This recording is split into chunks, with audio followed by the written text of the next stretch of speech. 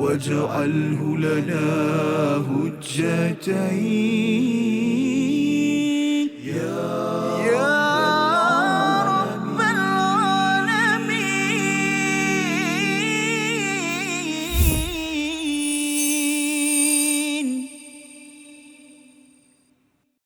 Assalamualaikum warahmatullahi wabarakatuh. Alhamdulillah wassalatu wassalamu ala Rasulillah wa ala alihi wa man wala syada la ilaha illallah syadana Muhammadan abduhu wa rasuluh. Allahumma salli ala sayidina Muhammad wa ala alihi wa sahbihi ajma'in. Amma ba'du. Apa khabar tuan-tuan dan puan yang dirahmati Allah sekalian? Kita bertemu dalam My Quran Time, Quran Salat Infak, untuk sama-sama kita mengulang kaji dua halaman pada hari ini, halaman yang ke-17 dan halaman yang ke-18.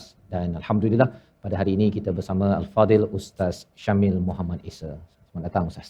Apa khabar Ustaz ni? Alhamdulillah. Dan kita bersama dengan Ustaz Tirmizi. Apa khabar Ustaz? Alhamdulillah. Kita bersyukur pada Allah Subhanahu Wa Taala pada hari ini kita dapat bersama-sama mengulang kaji, dan saya mengalung-alungkan kehadiran tuan-tuan yang berada di depan kaca TV ataupun di Facebook ataupun di YouTube, terus berkongsi, share dan kongsikan, maklumkan pada rakan-rakan bahawa yang kita bincangkan ini sudah pun berada di kaca TV. InsyaAllah akan terus bersiaran lebih daripada 2000 episod, dan insyaAllah kita akan melihat halaman demi halaman. Dan saya mengalung-alungkan kehadiran juga kepada rakan-rakan yang berada di studio pada hari ini. Kita bersama orang Melaka, orang mana Ustaz? Petaling Jaya. Oh, masya-Allah. Ahlan wa sahlan wa marhaban bikum kepada yang pertama sekali yang berbaju biru, ya, masya-Allah, daripada jemaah Tilawah Istiqamah Masjid Kampung Tunku Petaling Jaya. Cantik nama, Jemaah Tilawah Istiqamah. Kumpulan Istiqamah di sana. Grup Istiqamah ada. Okey. Nanti kena tadabbur sikitlah. Okey, masya-Allah ya. Dan kedua, kita masih lagi bersama pada hari ini daripada Rumah Ngaji Negeri Melaka. Alhamdulillah. Alhamdulillah Ustaz ya. Ahlan wa sahlan kepada semua yang hadir. Dan Ustaz Syamil, ini adalah penonton yang sebenarnya banyak soalan ya, tetapi kita berkongsi dahulu apakah pelajaran daripada 6 hari kita bersama 2 halaman sepanjang minggu lepas, untuk sama-sama kita ulang kaji. Dan mungkin kalau ada masa lebih nanti ya, mungkin daripada PJ ke daripada Melaka yang nak tanya soalan. Ya, tak pasti lagi, tak apa. Bersedia dahulu. Kita bersama dulu Al-Fadil Ustaz Tirmizi untuk kita membaca sekali lagi ayat 106. Kita melihat kepada apakah yang dimaksudkan dengan istilah nasakh ataupun mansukh di dalam Al-Quran. Ayat 106 sekali lagi bersama Ustaz Tirmizi. Auzubillahi minasyaitanir rajim. Ma nansakh min ayatin aw nunsiha na'ti bi khairin minha aw mithliha alam ta'lam anna Allah ala kulli syai'in qadir. Sadaqallah. Ayat yang kami batalkan atau kami hilangkan daripada ingatan pasti kami ganti dengan yang lebih baik atau yang sebanding dengannya. Tidakkah kamu tahu bahawa Allah Maha berkuasa atas segala sesuatu? Itu adalah terjemahan daripada ayat 106. Terus kita bersama Al-Fadhil Ustaz Muhammad Syamil untuk berkongsi apakah konsep nasakh mansukh di dalam Al-Quran. Kerana bila kita bersama dengan Al-Quran, kita ada namanya ilmu Al-Quran, ulumul Quran, dan maklumat tentang nasakh mansukh ini sebagai satu perkara yang penting agar kita tidaklah terkontang-kanting, ataupun kalau ada orang kata bahawa Ustaz, Quran ni macam tak konsisten, ada pula dah keluar ayat kemudian ayat ni cancel pula ayat yang lain. Apa konsep sebenarnya? Silakan. Bismillahirrahmanirrahim. Terima kasih kepada Tuan Haji Fazrul dan Ustaz Tirmizi atas jemputan pada hari ini. Jadi konsep nasakh mansukh ini adalah salah satu cara bagaimana Al-Quran itu dihidangkan kepada umat Islam pada zaman dahulu, pada awal-awal keislaman ataupun awal-awal zaman Rasulullah sallallahu alaihi wasallam. Kita sedia maklum bahawa Quran ini sebelum turun kepada Rasulullah sallallahu alaihi wasallam sudah lengkap. Yakni kalam Allah Taala ini sudah ada di Baitul Izzah. Turun sejumlatan, maknanya secara keseluruhan. Tapi turun kepada Rasulullah sallallahu alaihi wasallam secara berfasa ataupun berperingkat. Dia orang bertanya, macam mana boleh berlaku begitu? Ini kerana pertama sekali Allah Subhanahu Wa Taala mahu membina umat Islam pada tahapan-tahapan yang sesuai dengan keadaan mereka. Maknanya tidaklah pada awal-awal terus menurunkan perintah untuk syariat yang tinggi ataupun terus tiba-tiba terus pergi berperang dan seumpamanya. Jadi di sana ada beberapa penurunan ayat-ayat Al-Quran yang mana sesuai pada waktu itu kemudian dinasahkan. Dinasahkan ini maksudnya dibatalkan ataupun diangkat hukumnya. Tapi kekal tilawahnya. Ada juga yang diangkat tilawahnya dan diangkat hukumnya. Ada pula yang diangkat tilawahnya tapi kekal hukumnya. Jadi itu antara perbahasan-perbahasan dalam ilmu ulum Al-Quran. Tapi yang kita nak lihat di sini, adakah nasakh itu dikatakan sebagai satu bentuk kekurangan? Bahkan sebenarnya nasakh ini adalah satu bentuk mukjizat. Kenapa dia mukjizat? Kerana apa yang berlaku seolah-olah Allah Subhanahu Wa Taala sedang berinteraksi dengan manusia pada waktu itu. Jadi bila sampai waktu yang lain seolah-olah Allah juga berinteraksi dengan manusia pada waktu itu pula. Sedangkan Al-Quran ini sudah ada pada asalnya di Baitul Izzah itu. Jadi kat situ kita tengok kita tak boleh nak seolah-olah ilmu Allah Taala ini lebih luas lagi mengetahui apa yang akan berlaku. Jadi berdasarkan nasakh, adakah ia kekurangan? Dia bukan kekurangan. Kerana dia juga adalah satu bentuk macam kita sebut mendidik jiwa umat Islam. Dalam masa sama dia juga menguji umat Islam. Kalau kita lihat ayat ini, sebenarnya ayat ini dalam konteks bagaimana umat Islam ketika berhijrah, mereka mula-mula selama 16 bulan bertawajuh ataupun mengkiblatkan Baitul Maqdis. Dan kenapa? Kerana sebelum itu orang Muhajirin terikat dengan Kaabah, terikat dengan Mekah. Lalu Allah SWT pindahkan mereka ke Madinah untuk mereka hilangkan segala bentuk keterikatan yang lama, memori-memori silam. Untuk akhirnya ikhlas, akhirnya tulus menghadap apa yang Allah nak. Jadi bila Allah suruh menghadap Baitul Maqdis, hadap Baitul Maqdis. Selepas 16 bulan, Allah hadapkan balik ke Kaabah. Jadi itu adalah satu bentuk ujian. Allah nak tengok siapa yang benar-benar mimman yanqalibu ala aqibai. Siapakah yang benar-benar bersetia dengan Rasulullah SAW dan siapakah pula yang berpatah arang ataupun berpatah balik dengan apa yang disebut. InsyaAllah ya. Jadi itu adalah penerangan tentang istilah nasakh mansukh ya, sesuatu yang dibatalkan ataupun yang diangkat hukumnya di dalam Al-Quran. Dan ini adalah satu tajuk yang besar Ustaz ya. Pasal kalau kita bercakap tentang bagaimana aplikasi nasakh mansukh pada zaman ini ya, pasal ada je yang kata bahawa kita ni dah zaman masyarakat madani. Contohnya kan. Jadi kita ambil ayat-ayat madaniyah. Dia macam mana dikaitkan madani-madaniyah tu satu hal ya. Tapi lepas tu dia kata bahawa kita ini kalau katakan dah sampai ayat-ayat madaniyah ini, ayat makiyah itu sebenarnya termansuh. Sampai tahap begitu sekali kesimpulannya, kerana dia kata kita terus kena tutup kedai arak kan. Kita kena semua segala sekarang juga. Macam mana komentar Ustaz berkaitan dengan kefahaman nasakh mansukh ringkas, pasal hari ini kita bukannya bincang besar perkara ni. Silakan. Dia sebenarnya kefahaman nasakh mansukh ini kita kena lihat itu adalah bagaimana Allah Subhanahu Wa Taala membina jiwa manusia. Maknanya bila kita tahu bahawa surah yang awal-awal bermula ini adalah surah Makkiyah. Makkiyah ini satu bentuk pembinaan akidah, tasawur, pandang alam. Bagaimana dia memahami bahawa ada di sana hari akhirat, ada di sana Allah yang mentadbir, Allah yang menjaga. Dan setelah kuat foundation itu atau base itu, barulah mereka boleh berhijrah dan barulah turun ayat-ayat madaniyah. Jadi walaupun kita sudah di tahap madaniyah ataupun sudah tahap, kalau kita katakan kita dalam tahap ada organisasi, ada negara, ada kekuatan, tapi ayat-ayat Makkiyah itu tidak boleh ditinggalkan, sebab itu dikekal dalam Al-Quran. Jadi di dalam melihat ayat madaniyah pun perlu dilihat konteks Makkiyah itu, adakah kita sudah mempunyai setara itu untuk melakukan satu perubahan ataupun satu pembaharuan yang kita mahukan.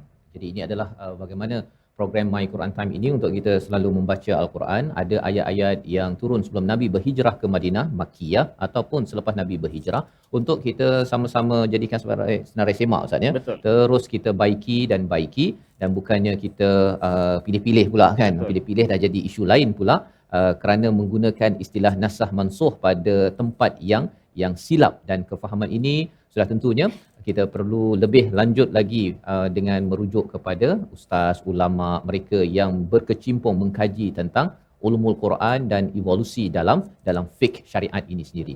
Kita ingin bergerak kepada ayat 108 bagi tuan-tuan yang berada di studio ya, berada di rumah, kita buka muka surat 17 ayat 108. ada perkataan Musa, Nabi Musa alaihi salam. Apa cerita di sebalik Nabi Musa pada ayat 108? Kita baca dahulu bersama Al-Fadhil Ustaz Tirmizi. Silakan. A'udzubillahi minasyaitonir rajim. Am turiduna an tas'alu rasulakum kama su'ila Musa min qabl وَمَنْ يَتَبَدَّلِ الْكُفْرَ بِالْإِيمَانِ فَقَدْ ضَلَّ سَوَاءَ السَّبِيلِ.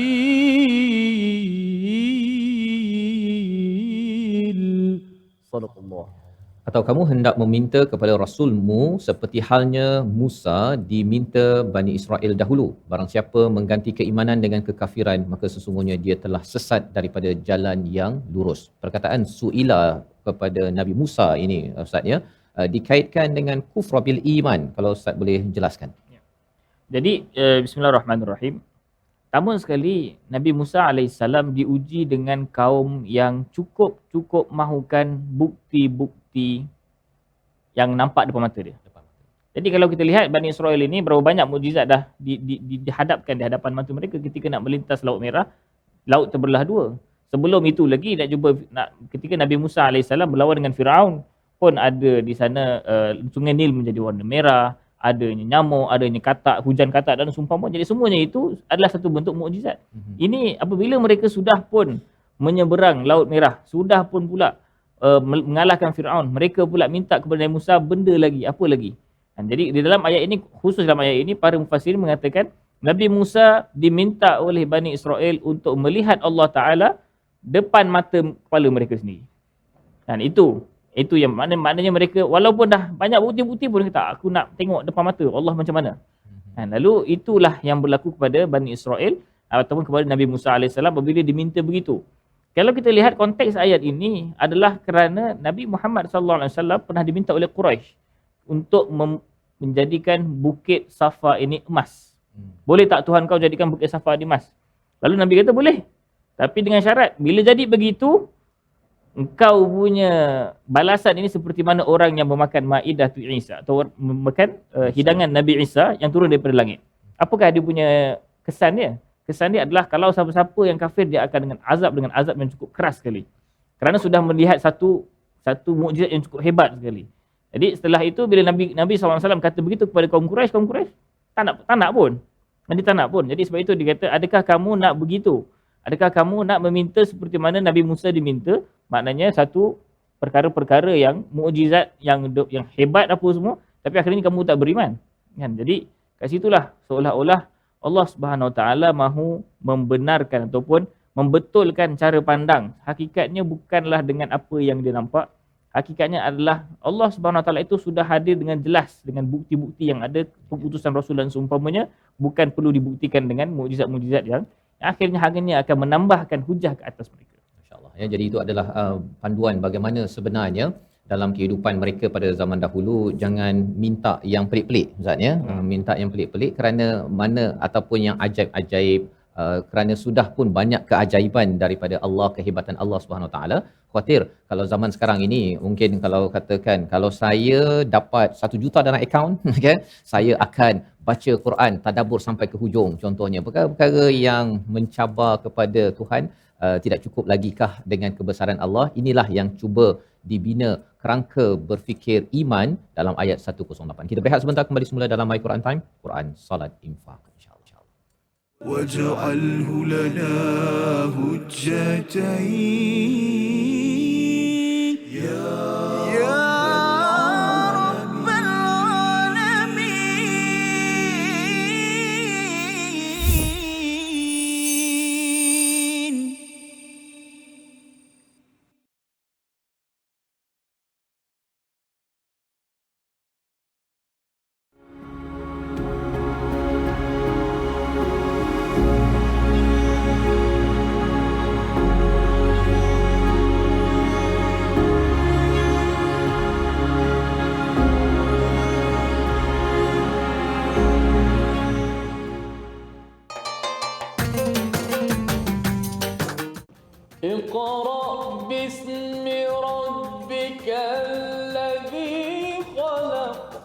Hayati isi kandungan Al-Quran dalam My Quran Time.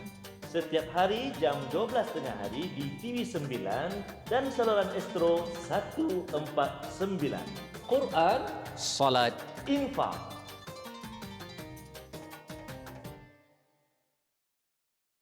منهما جاهينا وارزقنا تلاوته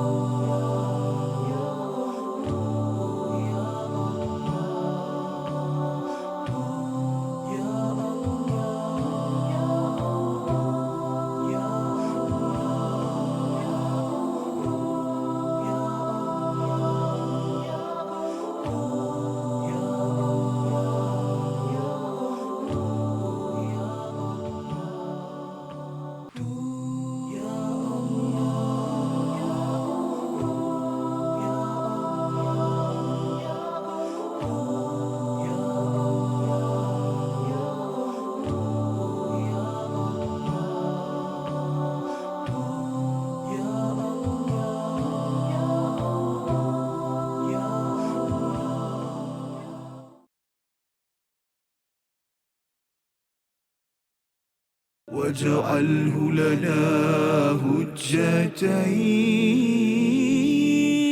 يا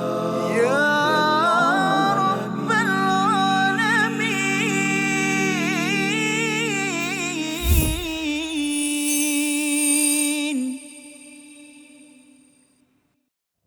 Kembali semula kita dalam My Quran Time, Quran Solat Infak, dalam sesi ulang kaji kita bersama Fadil Ustaz Syamil Muhammad Isa pada hari ini, dan kita memerhati mengulang kaji halaman 17 dan 18, dan kita ingin membaca bersama ayat yang ke-110, satu panduan daripada Allah Subhanahu Wa Taala bagaimana kita mensikapi ataupun mengisi kehidupan kita dengan kebaikan walaupun ada banyak musuh yang berhasad, yang berdengki dengan kita. Ayat 110 kita baca bersama Ustaz Tirmizi, Ustaz Tir, pasal ramai ada kat sini. Kita nak dengar jugalah suara yang berada di studio pada hari ini, orang Melaka, orang PJ, orang Istiqamah. Baik, masya-Allah. Ada 3-4 kumpulan kita pada hari ini. Kita nak gemakan studio kita di sini, dan juga penonton-penonton di rumah juga. Jom sama-sama kita ikuti bacaan. Saya baca satu potongan, kemudian diikuti oleh semua sahabat-sahabat di studio dan juga di rumah. Ayat yang ke-110. Dah bersedia semua? Dah bersedia? Okey, jom. A'udzubillahi minasyaitonirrajim. Bismillahirrahmanirrahim.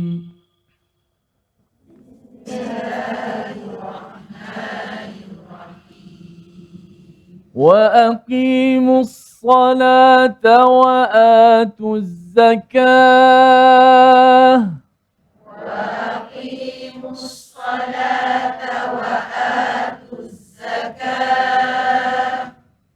وما تقدموا لأنفسكم من خير تجدوه عند الله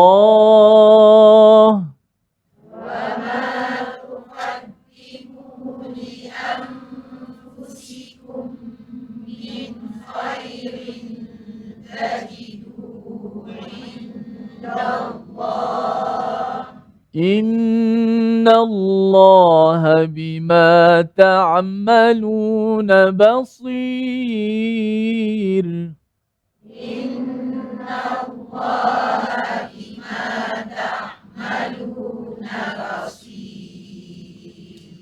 صدق الله.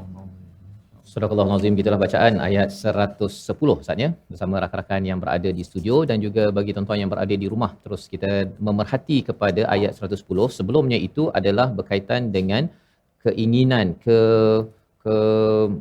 keinginan daripada ahli kitab untuk mengembalikan orang-orang yang beriman itu kepada kufar, ya, kepada kekufuran, kerana ada satu sebab iaitu hasad, maksudnya.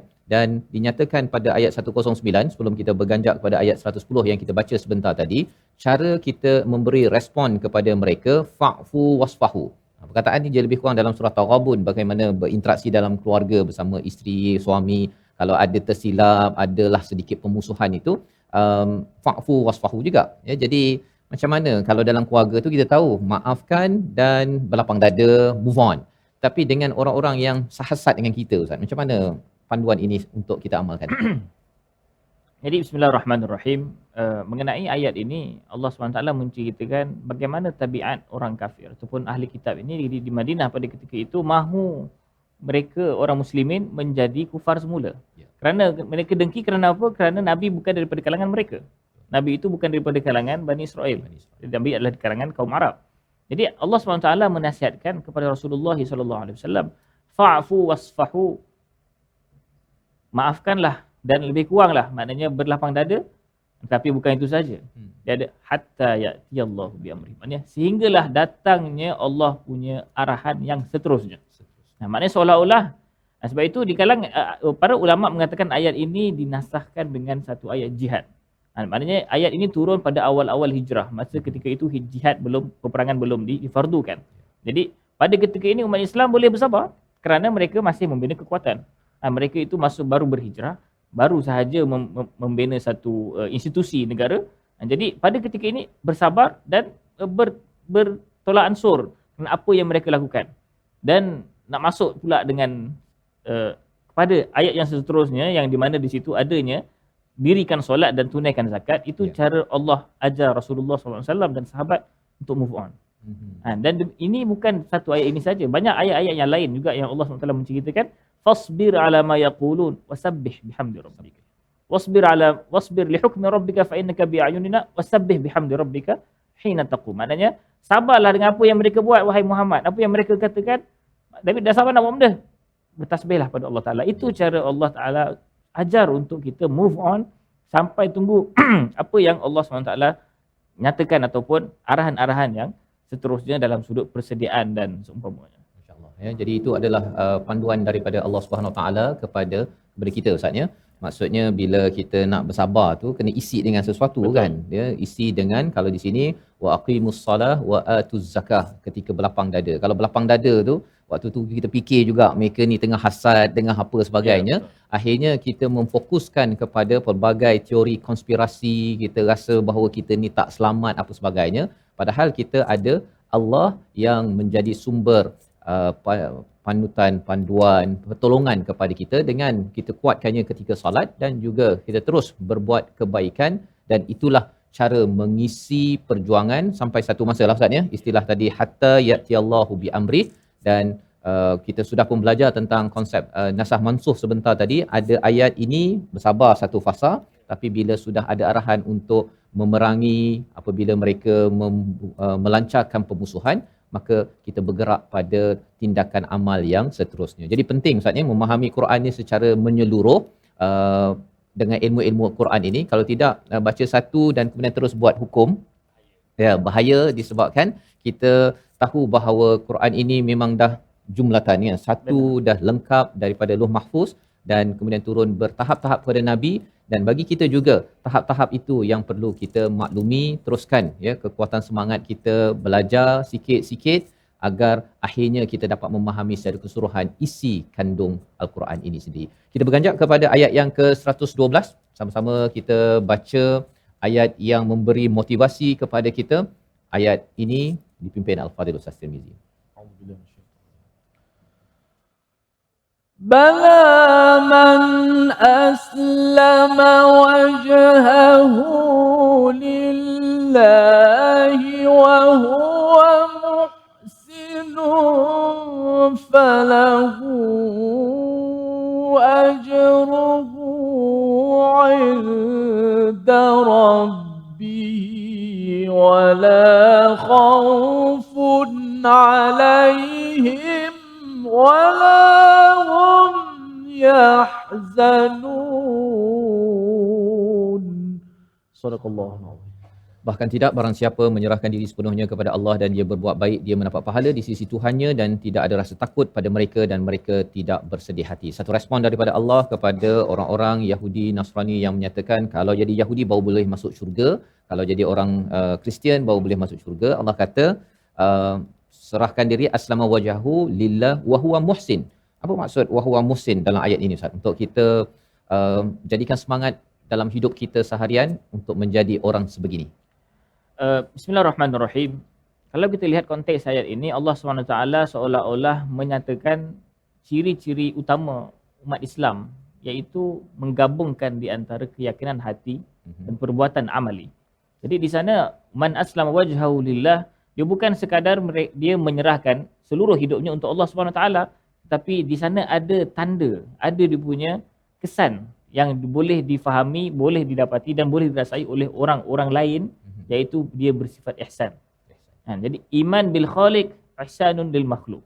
Namanya dia beriman dengan Allah Ta'ala dan dia juga melakukan ihsan kepada makhluk yang lain.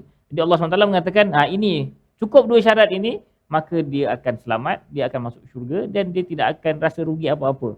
Dan tidaklah semestinya, bukanlah yang dikatakan oleh Yahudi dan Nasrani itu, dia mesti akidah begini, mesti akidah begini. Allah SWT menjelaskan kefahaman agama ini, menggabungkan di antara dalaman dan luaran, hingga boleh menjadikan Islam itu sebagai satu package kehidupan yang boleh dirasai dan benar-benar memberi khidmat kepada manusia itu sendiri. Jadi aslama wajhahu lillah itu dalamannya menyerah diri kepada Allah, tapi juga berinteraksi dengan manusia dengan ihsan Ustaz ya. Dan contoh-contoh apa yang bercakap tentang ihsan ataupun contoh-contoh bukan ihsan, kita akan cuba dalami selepas ini. Namun kita berehat sebentar, kembali semula dalam My Quran Time, Quran, Salat, Infak, insya-Allah. واجعله لنا هجتين يا رب العالمين.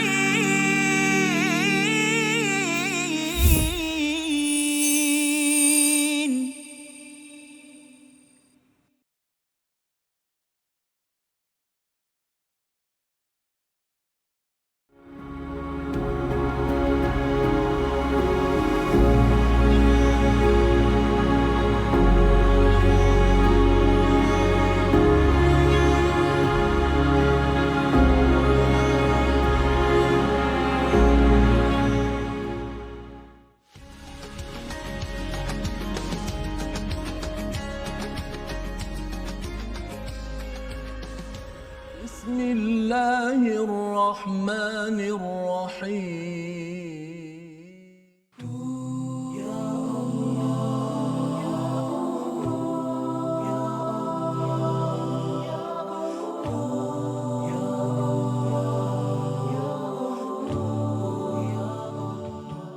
منه ما جاهينا وارزقنا تلاوته. Dia hadis palsu disebut hadis maudhu'. Satu. Okey. Ada hadis la yu'rafu, hadis yang tak diketahui. Okey. La yasih, tidak sahih. Tidak sahih. Ada satu jenama dia la aslalahu, tidak ada asal. Antara nama lain hadis palsu adalah tidak ada asal. Ya. Tuan-tuan Kalau- puan, catatkan dalam nota. Kalau kita jumpa seorang budak lelaki kan, Ha. kita tanya dia, adik dari mana? Kan? Saya dari sana. Mana mak? Saya memang tak ada mak. Ayah? Ayah pun tak ada. Memang yatim piatu ke? Tak. Saya memang lahir, tiba-tiba ada kat dunia ni. Alamak. Jadi sepatutnya anak ni dia mesti ada ayah, Ada ayah, ada mak. ibu yang melahirkan dia. Ya, Kalau dia kata dia tiba-tiba muncul, siapa pun tak boleh nak terima. tak boleh. Demikianlah hadis palsu. Tiba-tiba muncul, tidak ada sanad, Okey. tidak ada periwayatan, tidak ada jalur periwayatan. Okey. Tiba-tiba muncul, tiba-tiba tersebar. واجعله لنا هجتين يا رب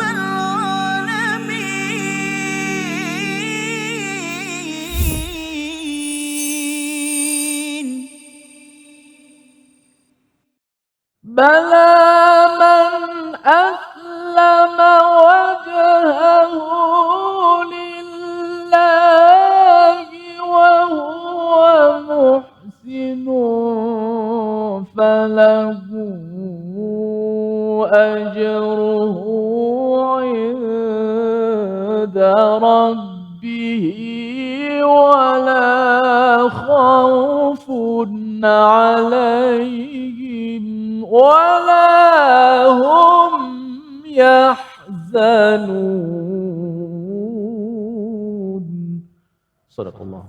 Kembali kita dalam My Quran Time, Quran Salat Infak untuk sama-sama kita mengulang kaji halaman yang ke-17 dan 18. Moga-moga kita mendapat hidayah daripada Allah Subhanahu Wa Taala dan lebih daripada itu kita memang memohon daripada Allah saban hari 17 kali sehari dalam suratul Fatihah, ihdinas siratal mustaqim, tunjukkanlah kami jalan yang lurus. Allah memberi jawapan hadiah itu dalam bentuk Al-Quran yang turun kepada kita, yang sampai pada kita. Ini adalah hadiah daripada permohonan kita yang perlu kita hargai. Dan saya ucapkan tahniah, terima kasih kepada semua yang hadir di studio, ya, daripada Melaka, daripada Petaling Jaya Ustaz, ya, daripada Istiqamah, daripada mana-mana ya, pelbagai lokasi. Dan juga bagi tuan-tuan yang berada di rumah, kita doakan agar kita melihat ayat Al-Quran tidak lagi seperti biasa. Ia adalah permata-permata indah. Dan ayat yang dibacakan sebentar tadi, ayat 112, bercakap tentang muhsin, ya, muhsin dan juga mereka yang menyerah diri ataupun menyerahkan wajahnya kepada mencari redha Allah Subhanahu Wa Taala.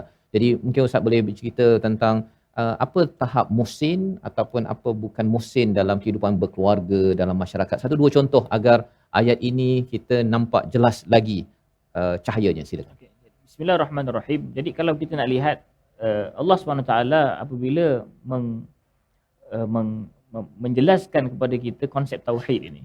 Allah SWT tidak membiarkan manusia dalam keadaan terawang-awang mengimani Tuhan.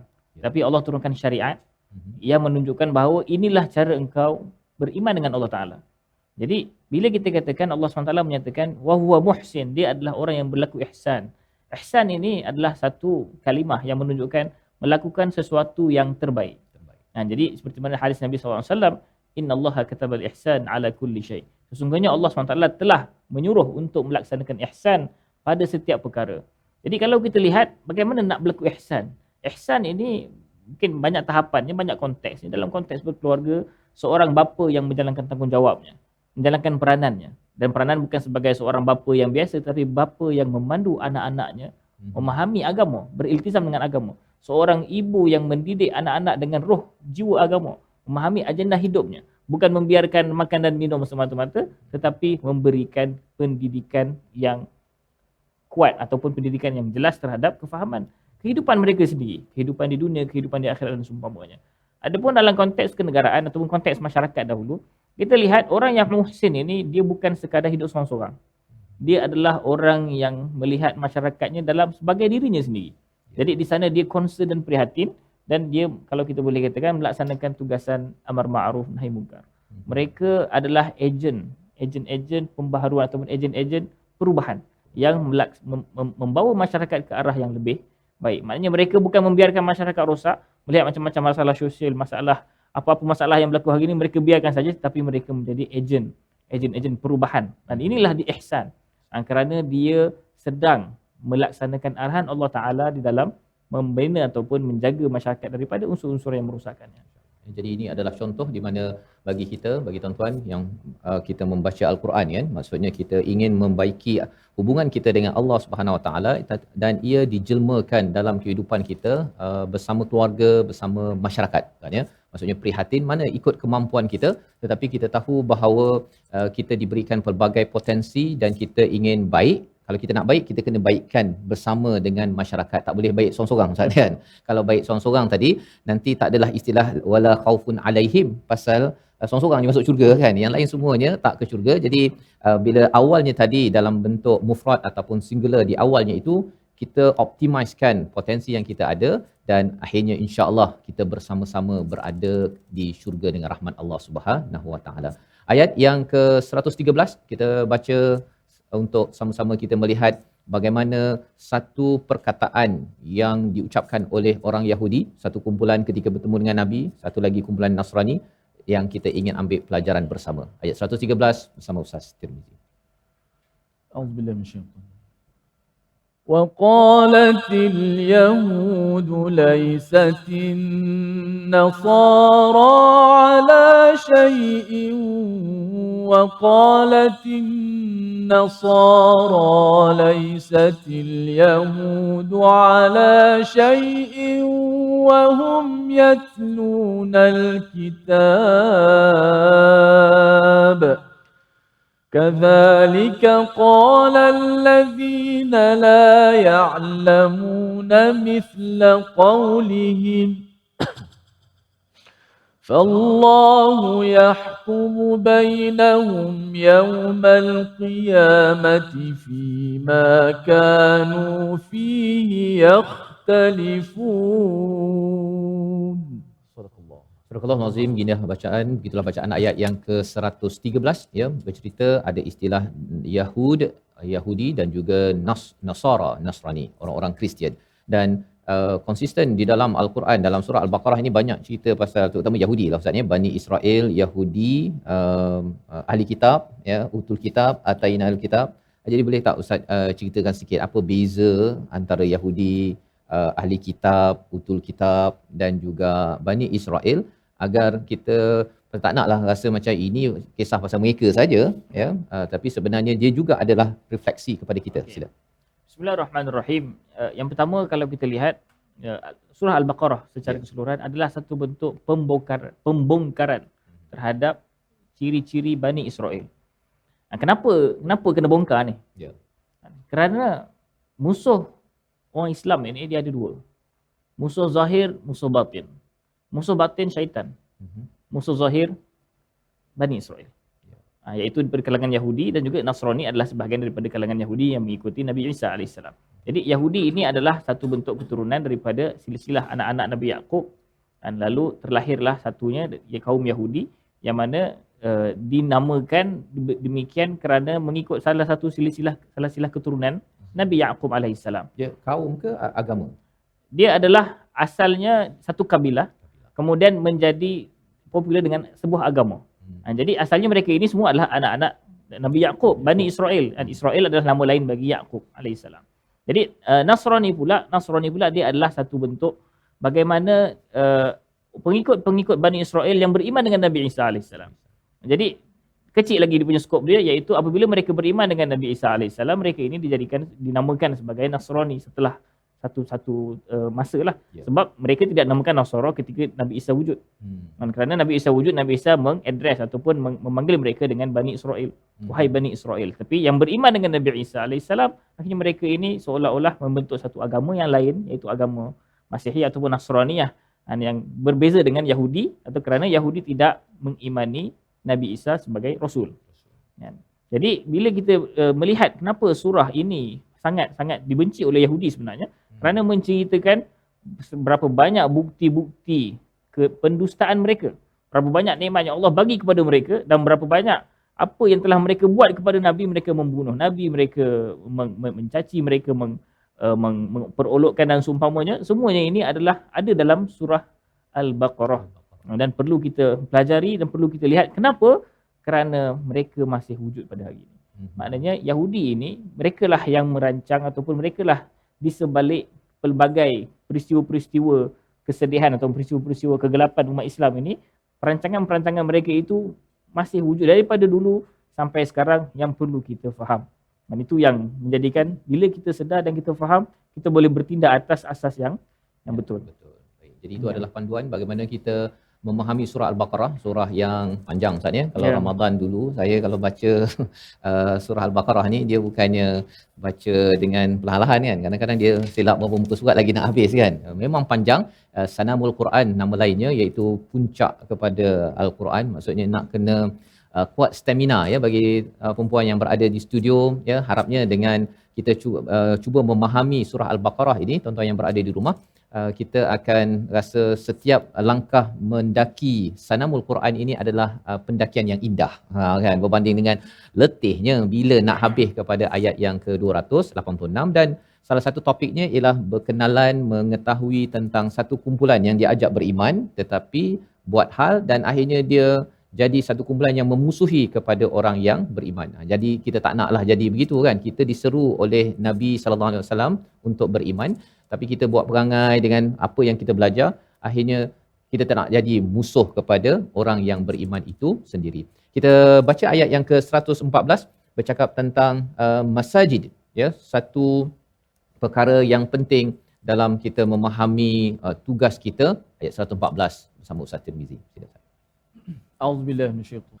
Wa man azlamu mimman mana'a masajidallahi an yuzkara fiha ismuhu wa sa'a fi kharabiha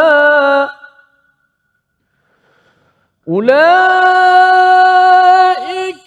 ما كان لهم أن يدخلوها إلا خائفين لهم في الدنيا خزي ولهم في الآخرة عذاب عظيم. صدق الله. Surah Al-Azim. Dan siapakah yang lebih zalim daripada orang yang melarang di dalam masjid Allah untuk menyebut namanya dan berusaha merobohkannya? Mereka itu tidak layak memasukinya kecuali dengan rasa takut kepada Allah Subhanahu Wa Taala. Mereka mendapat penghinaan di dunia dan di akhirat mendapat azab yang berat. Apakah fungsi masjid dan adakah realiti menghalang orang daripada mengingati Allah ini masih lagi muncul pada waktu ini? Kita berehat sebentar, kembali semula selepas ini dalam My Quran Time, Quran Salat Infaq, insya-Allah. واجعله لنا هجتين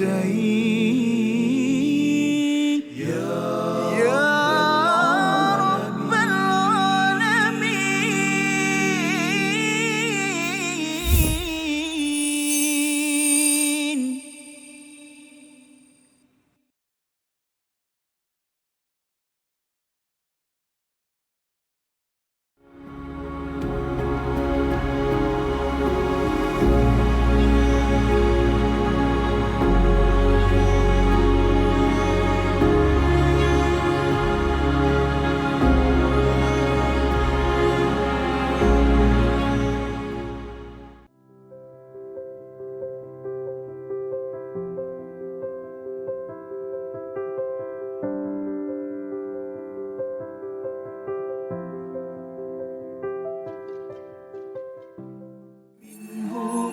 جاهينا وارزقنا تلاوته. Disebutkan oleh Coach Jamil tadi berkenaan dengan ayqadha wa ayqadha ahlahu, dan baginda sallallahu alaihi wasallam akan menggerakkan, membangunkan, mengejutkan ahli keluarganya, isteri-isteri dan keluarganya.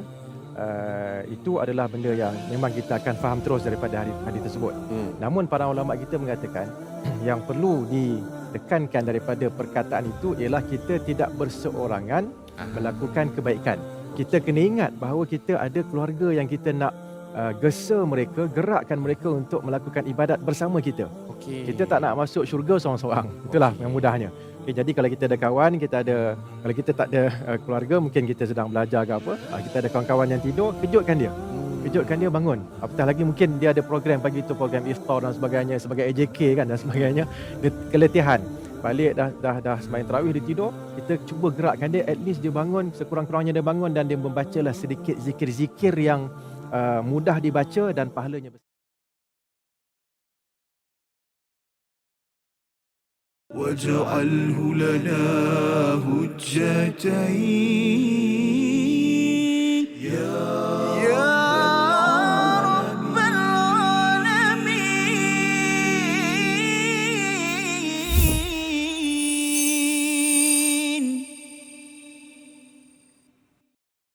Kembali kita dalam My Quran Time, Quran Salat Infaq pada hari ini untuk sama-sama kita mengulang kaji halaman yang ke-17 dan 18, dan alhamdulillah sebentar tadi kita membaca ayat yang ke-114 surah Al-Baqarah halaman yang ke-18 berkaitan dengan mereka yang menghalang daripada masjid-masjid Allah.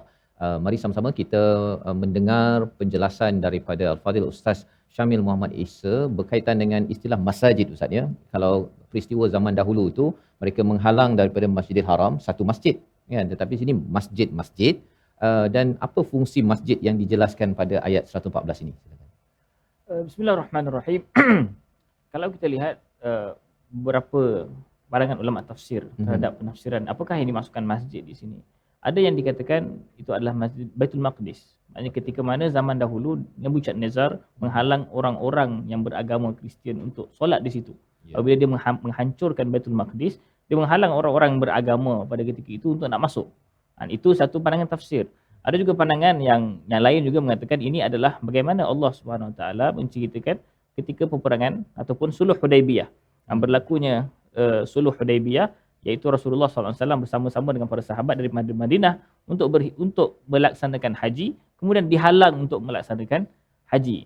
Jadi di sana kat situ kita tengok ada Allah Subhanahu Taala menceritakan betapa zalimnya ataupun mereka ini adalah orang-orang yang menyekat jalan Allah Subhanahu Wa Taala kerana menghalang mereka untuk mengimarahkan, menghidupkan masjid-masjid Allah Subhanahu Wa Taala. Dan ini juga berlaku sampai sekarang hakikatnya, iaitu Baitul Maqdis pun masih lagi dihalang dan disekat. Maknanya tidak boleh digunakan sewenang-wenangnya oleh umat Islam yang berada di sana, yang menunjukkan ini adalah satu bentuk syiar agama yang perlu kita pertahankan, yang perlu kita hidupkan kebersamaan dengan mereka, bahawa kita masih lagi dalam keadaan terkepung ataupun dalam keadaan tidak merdeka dalam melaksanakan tuntutan-tuntutan Allah Subhanahu Wa Taala. Jadi ini adalah penerangan Ustaz ya, berkaitan dengan masjid ni merujuk pada Masjidil Aqsa, ya, boleh juga Masjidil Haram ya, dan masjid-masjid lain pun sebenarnya kalau kita lihat di Uga contohnya ya, halangan-halangan untuk orang Islam beribadah. Dan sebenarnya memang bersyukur betul lah kita di Malaysia ni boleh sembahyang di masjid.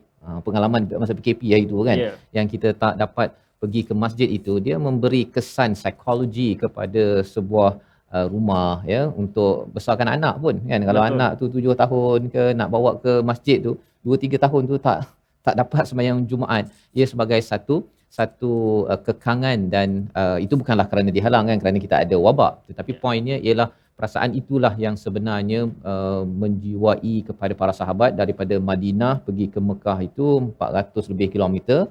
Lepas tu patah balik kerana dihalang oleh orang-orang musyrik daripada Mekah itu sendiri. Jadi dalam hal ini di hujung ayat 114 itu dinyatakan lahum fid dunya khizyun wa lahum fil akhirati adzabun azim. Apa signifikan kepentingan Allah menjelaskan kehinaan bagi mereka di dunia, di akhirat mendapat azab? Pelajaran untuk kita Ustaz. Pelajaran untuk kita kena faham sebenarnya orang yang menyekat daripada agama Allah Ta'ala ataupun menyekat daripada orang mengimarahkan masjid ini, dia bukan sahaja mendapat balasan di akhirat. Maknanya di dunia sahaja lagi sudah pun Allah menjanjikan suatu kehinaan bagi mereka. Maknanya itu satu bentuk gandaan siksaan. Dia buat salah tu dah memang salah dah. Tapi mungkin dia kata tak apalah tu, ya, kalau aku kena hukum ke akhirat. Tapi Allah SWT apabila menjanjikan kehinaan itu juga berlaku di dunia, itu menunjukkan betapa dahsyatnya dosa ataupun jenayah. Mereka ini sebenarnya melaksanakan satu jenayah ke atas insan itu sendiri, kerana mereka nak melaksanakan satu tuntutan tauhid dan menziarahi rumah Allah Ta'ala, berzikir dan beriktikaf di situ, tetapi mereka dihalang. Itu satu bentuk jenayah yang Allah janjikan balasannya bukan sekadar di akhirat, tapi juga di dunia yang dengan pelbagai bentuk balasan ataupun berbagai bentuk ujian ataupun berbagai bentuk malapetaka yang Allah akan janjikan kepada mereka. Jadi ini adalah satu perkara perjuangan dan hasil perjuangan orang-orang terdahulu Ustaz ya. Perjuangan Nabi yang dihalang tersebut, akhirnya alhamdulillah sekarang ni kita mudahlah nak pergi ke Masjidil Haram ataupun Masjid Nabawi, kerana ada orang dahulu yang berjuang, mungkinlah bila kena balik tu rasa terhina juga tu kan, tetapi hina-hinanya Allah menjanjikan kehinaan bagi mereka yang menghalang. Dan apa pelajaran langsung pada kita juga, kita pun kena berjuang lah Ustaz ya. Kalau kita tidak mengimarahkan masjid, mengisinya dengan zikir pada Allah, tidak mengisinya dengan perkara-perkara yang merosakkan, khawatir satu hari nanti masjid pun jadi kosong lah Ustaz. Kan pasal sekarang ni memang ramainya yang senior istilahnya kan. Yang anak-anak muda ini perlu dibangkitkan program pelbagai. Moga-moga tuan-tuan yang berada di studio, ibu-ibu yang ada, bagi semangat pada anak-anak cucu-cucu kita kerana itu cara bagaimana kita berjuang. Kita tak macam Nabi kan yang kena jalan sampai 400 kilometer kemudian patah balik, tahun depannya baru datang balik. Kita dimudahkan kerana Allah bagi package bagi kita, tapi terus kita kena berjuang untuk mengajak memakmurkan masjid Allah Subhanahu Wa Taala. Dan perjuangan kita mengajak ini adalah meneruskan legasi sunnah Nabi. Ayat 119 kita baca bersama Al-Fadhil Ustaz Tirmizi, bagaimana cara kita mengajak dan apa mindset yang perlu kita ada agar kita tidak kecewa di tengah jalan. Ayat 119 bersama Ustaz Tirmizi.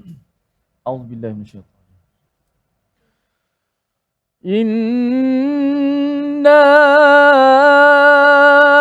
arsalnaka bil haqqi basyiran wa nadhiran wa la tus'alu an ashabil jahim.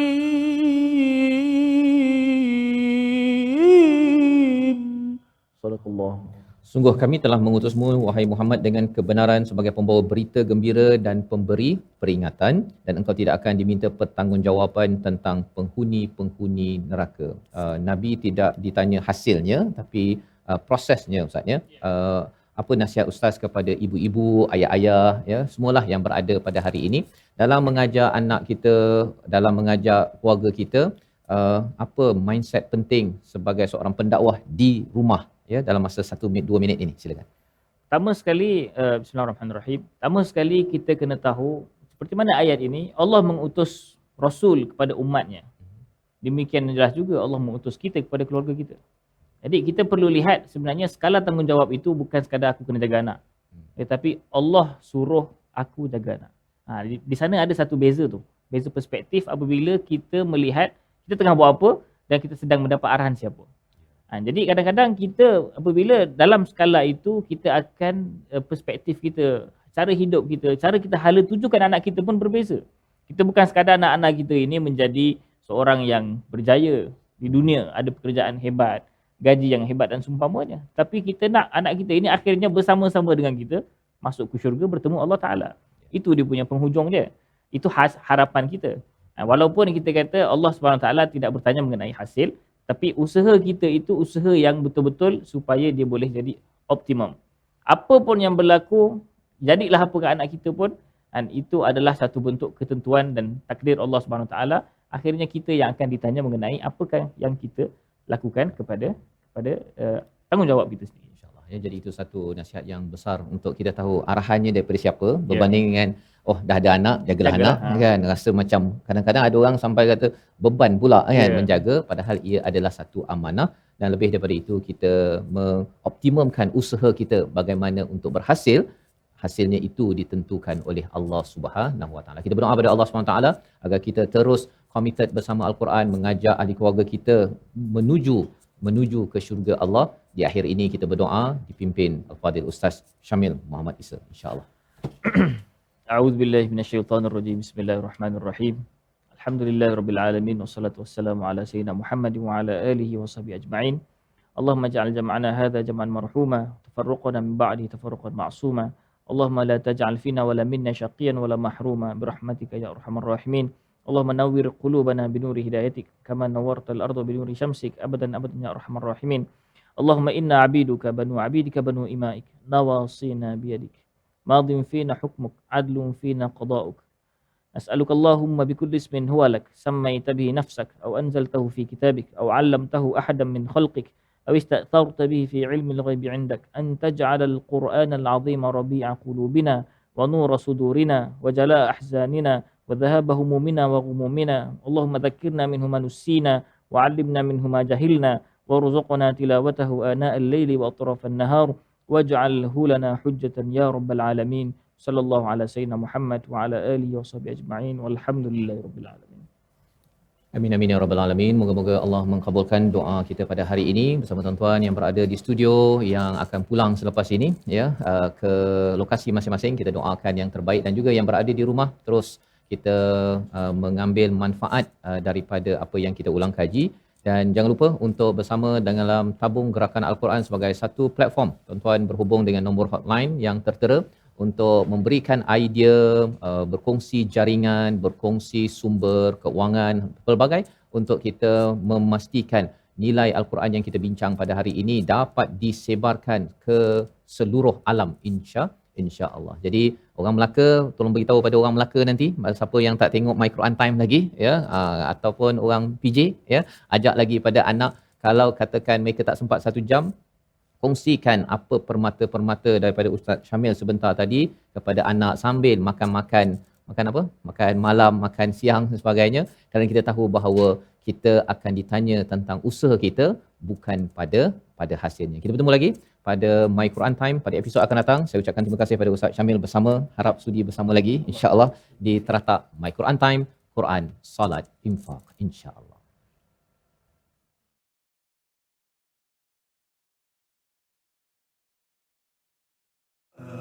آناء الليل وأطراف النهار